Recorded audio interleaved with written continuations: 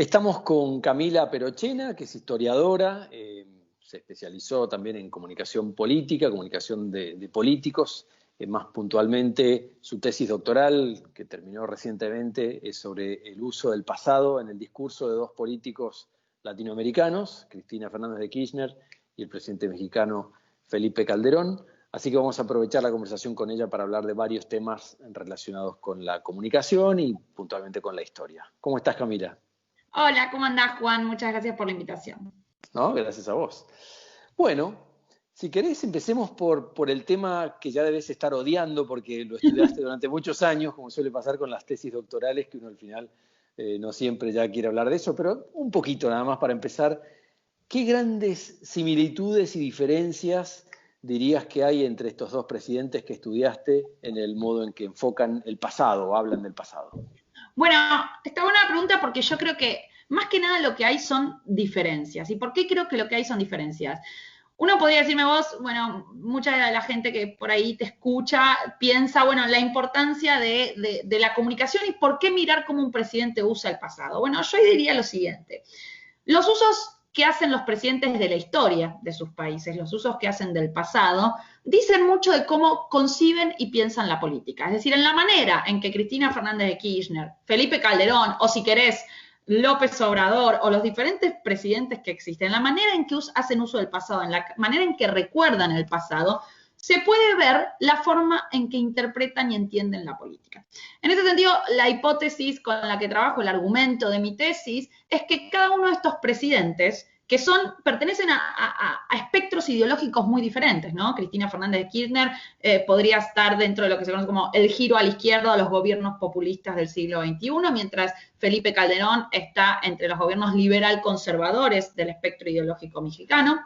Estos dos presidentes que tienen diferentes que tienen diferentes tradiciones ideológicas, hacen dos usos del pasado muy contrastantes, muy distintos. ¿A qué me refiero con eso? Bueno, si miramos a Cristina Fernández de Kirchner, yo lo que suelo decir es que hace un uso político del pasado polarizador, que va de la mano con una forma de concebir la política desde los antagonismos, con una forma agonista de concebir la política. Es decir, Cristina Fernández de Kirchner, cuando habla de la historia, va al pasado para rastrear los antagonismos del presente. Es decir, va al pasado para tratar de ver cómo esas diferencias entre el nosotros y ellos que ella marca para el presente, esos conflictos se pueden ver en el pasado. Entonces, por ejemplo, si Cristina Fernández de Kirchner se está peleando, discutiendo con los medios de comunicación, con el Poder Judicial o con los sectores agroexportadores, ella trata de rastrear ese tipo de conflictos en otros momentos de la historia y se va al periodo del centenario para confrontar con los sectores agroexportadores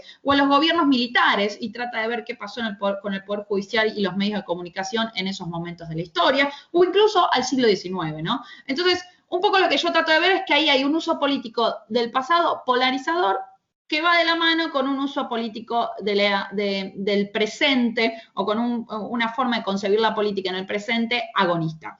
En el caso de Felipe Calderón es lo contrario. ¿Por qué es lo contrario? Bueno, porque Felipe Calderón trata de conformar o tiene una concepción de la política en términos liberales y por momentos católicos, ¿no? En su partido se da una tensión entre la tradición liberal y la tradición católica, es una tensión que el PAN tuvo en toda su historia.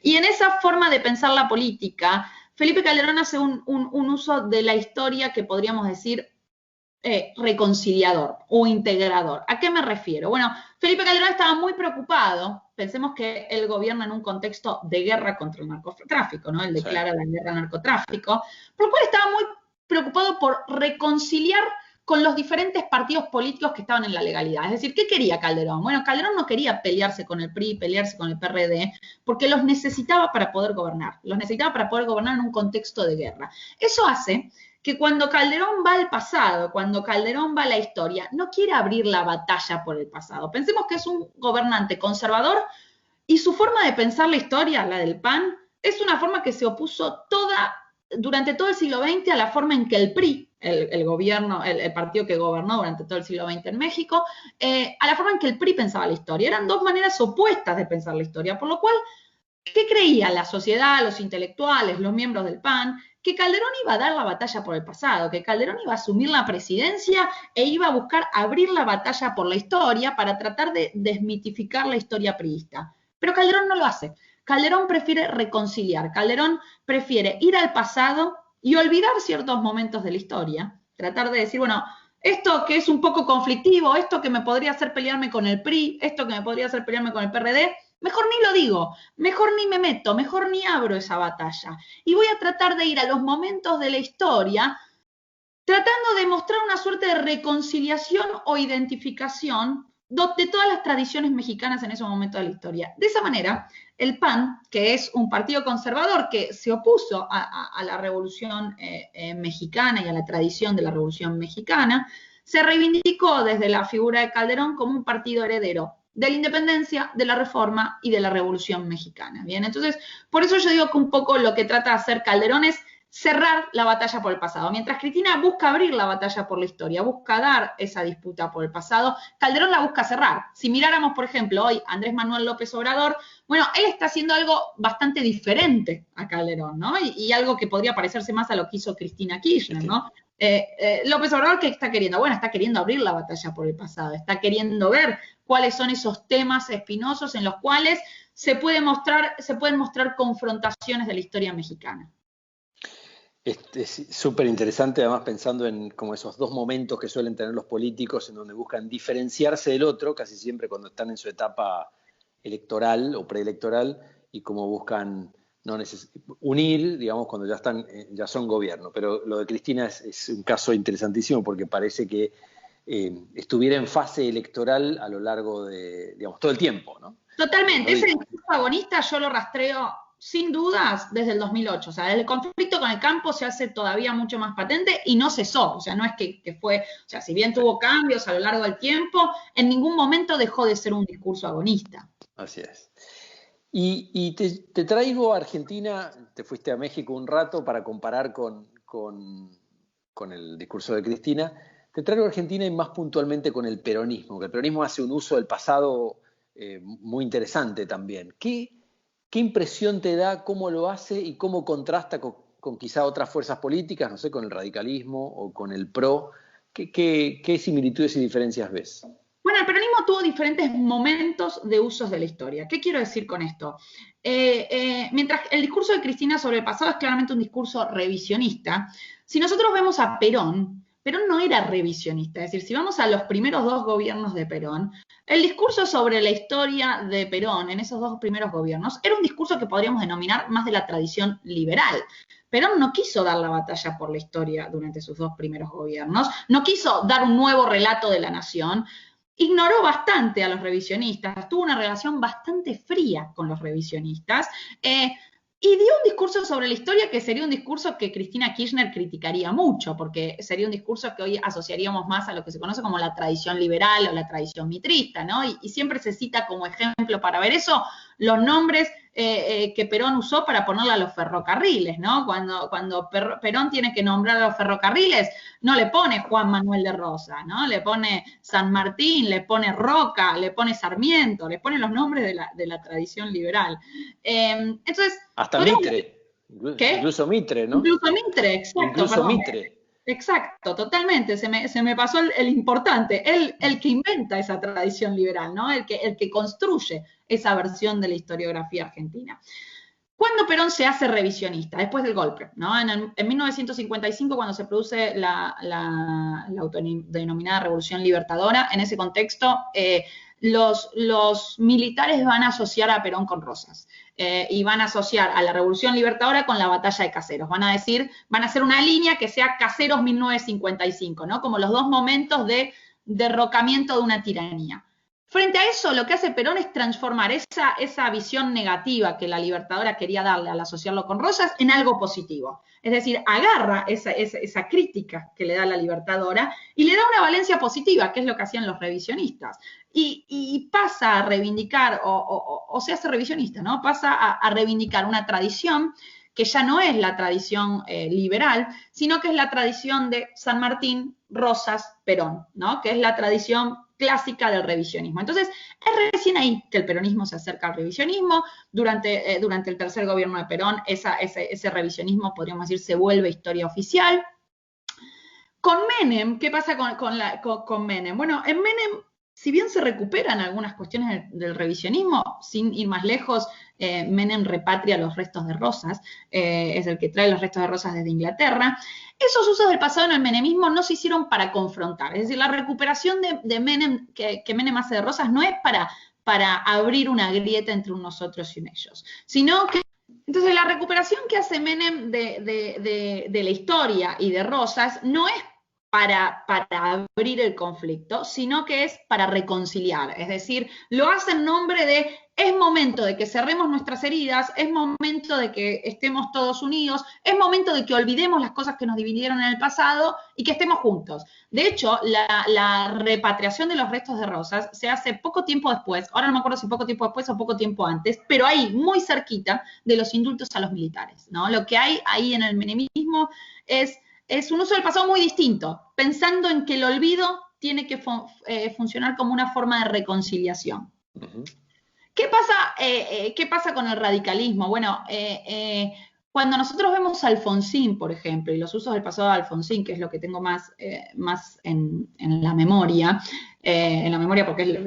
porque leí algo de eso, Alfonsín también está pensando en recuperar el pasado para reconciliar, ¿no? El famoso discurso de Parque Norte que da Alfonsín. En ese discurso Alfonsín está diciendo, es hora de que dejemos las divisiones de lado, las divisiones entre unitarios y federales, entre peronistas y antiperonistas, y está tratando de hacer un uso, podríamos decir, reconciliador, que va muy en la tónica de un gobierno que está tratando de instaurar una suerte de liberalismo político en la Argentina, que es una concepción de la política que desde el siglo XIX nunca volvió a ser hegemónica, ¿no? Entonces, en ese sentido, me parece que en el caso de Alfonsín hay un uso más reconciliador de la historia y de tratar de recuperar las diferentes tradiciones, pero no en clave de batalla, ¿no? Cuando uno mira a Cristina, lo que ves es la recuperación de la historia en clave de batalla. Y no me suena a mí, pero quizá porque no presté atención suficiente, no me suena que el PRO haga uso del pasado porque es siempre proyectado hacia el futuro. ¿Pero hay algún tipo de uso del pasado que se me haya escapado? No, estoy totalmente de acuerdo con vos. Justamente en esa búsqueda de intentar diferenciarse permanentemente del kirchnerismo, el discurso del PRO, ¿qué era? El discurso del PRO consideraba que hacer un uso del pasado era caer en la nostalgia, era caer en la melancolía, y que hacer un uso del pasado te imposibilitaba a mirar hacia el futuro. Para mí eso también tuvo sus problemas. ¿Por qué tuvo sus problemas?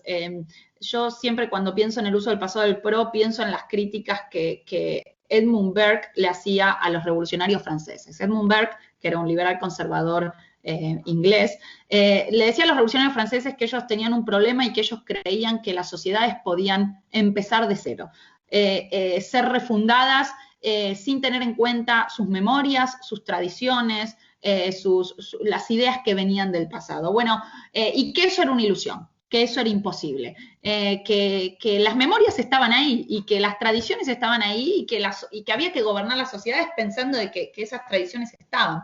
Por lo cual, ahí me parece que el PRO cayó un poco en esa ilusión que Burke le criticaba a los revolucionarios franceses, ¿no? Esta idea de creer que se puede refundar una sociedad sin mirar al pasado, ¿no? Como si solo hubiera futuro por delante.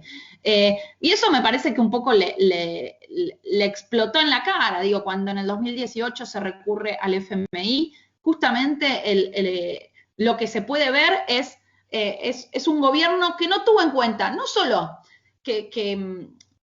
no tuvo en cuenta lo que representaba el FMI en términos de memoria y de representaciones de la sociedad, ¿no? Una sociedad para la cual recurrir al FMI significaba estar al borde del abismo, ¿bien? ¿Por qué eso? Bueno, porque hay toda una memoria con la cual venía esa sociedad y que yo creo que un poco el gobierno de Macri la subestimó, ¿no? No se preocupó por dar ese relato y por generar, podríamos decir, una articulación entre pasado y presente y futuro, que es importantísimo para poder explicar cómo gobernás y qué querés y hacia dónde vas, ¿no? Esta idea de, bueno, se puede gobernar sin hablar del pasado, bueno, capaz es difícil tratar de explicar hacia dónde querés ir si no podés tener en cuenta, no podés dar cuenta de dónde venís, ¿no? Muy interesante. Quizá una cosa icónica, pequeña, pero que sirve para ver eso, es el modo en que plantearon el diseño de los nuevos billetes, que te acordás que sacaron incluso los próceres para poner animales como una manera también no sé si negar, pero al menos no prestarle atención a eso, No, al pasado. totalmente, y de hecho, si uno va a la justificación que había, la justificación que el Banco Central dio del tema de los billetes, había toda una idea de que había que reivindicar a los vivos y no a los muertos, ¿no? Que reivindicar a los muertos, que reivindicar a los muertos era como reivindicar a tradiciones muertas, ¿no? Y que el PRO estaba pensando en el futuro. Entonces, como vos decís, en esa justificación está un poco la idea de la historia del PRO, ¿no? Así es, así La es. idea. Te llevo a algo que a mí siempre me llamó la atención y cuando tengo ocasión de hablarlo con un historiador siempre me interesa este enfoque, que es, tengo la impresión de que a nosotros después de declarada la independencia nos costó muchísimo, muchísimo tiempo organizarnos, no sé, 1810 o 1816 si querés, hasta 1880 con la ley de capitalización, en unitarios y federales, Buenos Aires contra las provincias, todo el tiempo conflicto. Y contrasto con Estados Unidos, por ejemplo, que poco después de su independencia tuvieron su que duró unos muy poquitos años y lograron salir adelante, con un montón de temas irresueltos, pero Sí. pronto salieron de por lo menos la etapa bélica.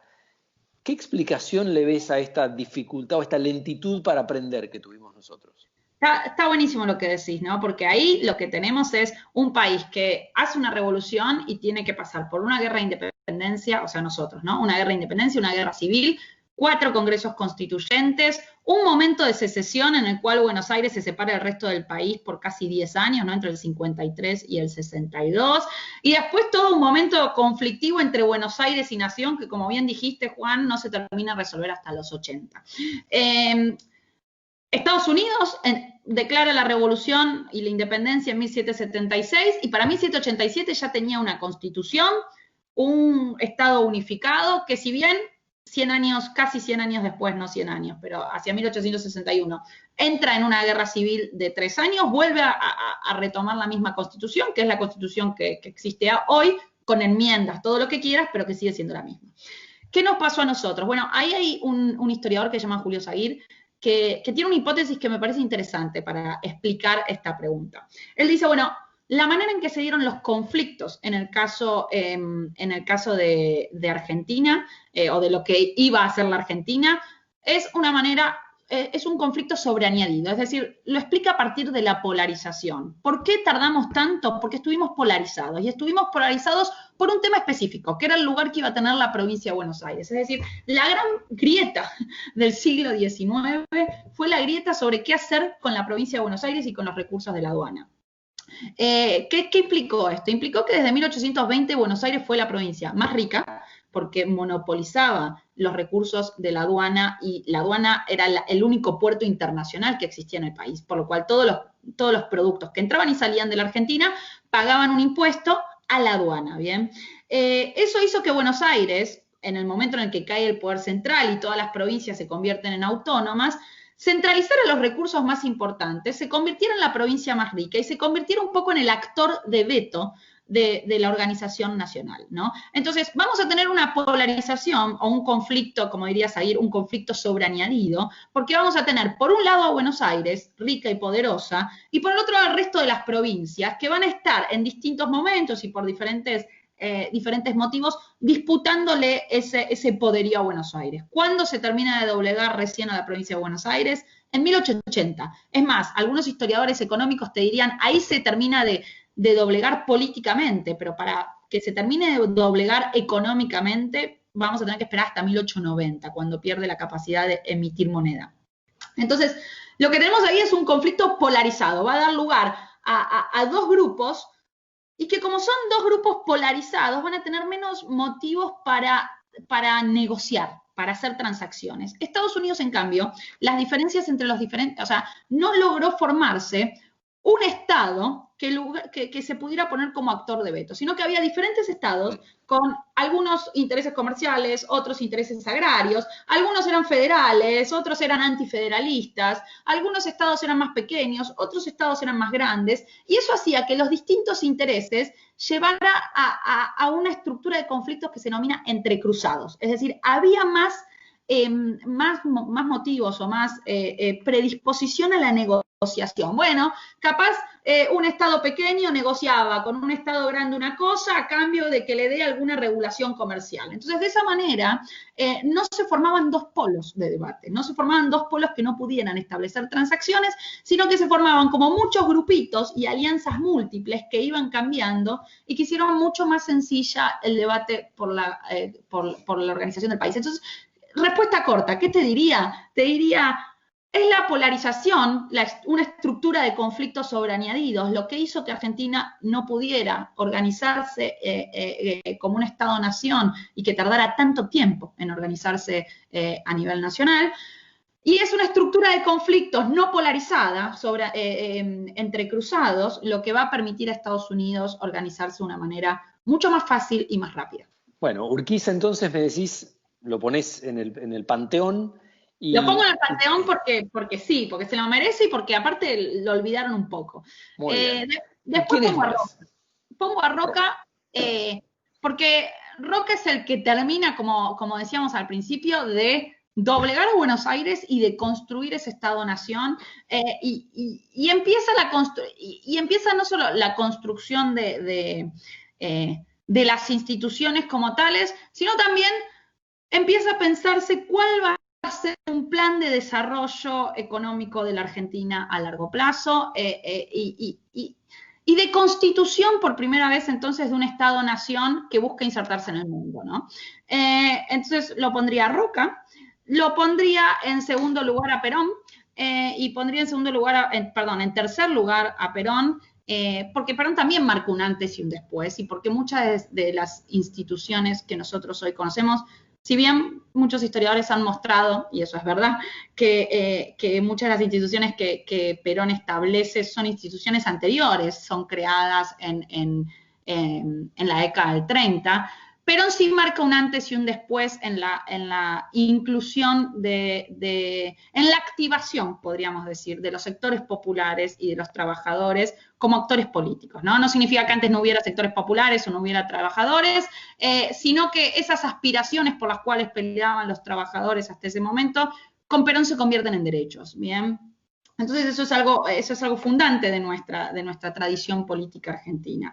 Y por último, Alfonsín, ¿bien? Porque Alfonsín me parece que es el último, no diría el último, pero es uno de los más importantes constructores de consensos que hay en la Argentina, por ser el refundador de la democracia y más allá de los resultados, o sea, me parece que un gobierno, que un presidente como Alfonsín no se puede evaluar solamente en base a los resultados, básicamente por eso, por ser el presidente de la transición, el presidente de la construcción de la democracia. Entonces, más allá de los resultados, me parece que las intenciones y las concepciones políticas que venían, que traían en su gobierno son concepciones que vale la pena recuperar y a las cuales que se han convertido en una suerte de consenso que todavía hoy todos de alguna manera respetamos, afortunadamente. Alfonsín es el Adolfo Suárez. Sí, es el Adolfo Suárez, sí. No sé si a Alfonsín le gustaría esa comparación, sí. Sobre todo teniendo en cuenta cómo cerca lo describe Adolfo Suárez, pero sí. Eso sí. Bueno, muy bueno, Camila, te agradezco muchísimo. Un placer la charla con vos y volvemos a hablar en algún momento. Muchas gracias. No, gracias a vos.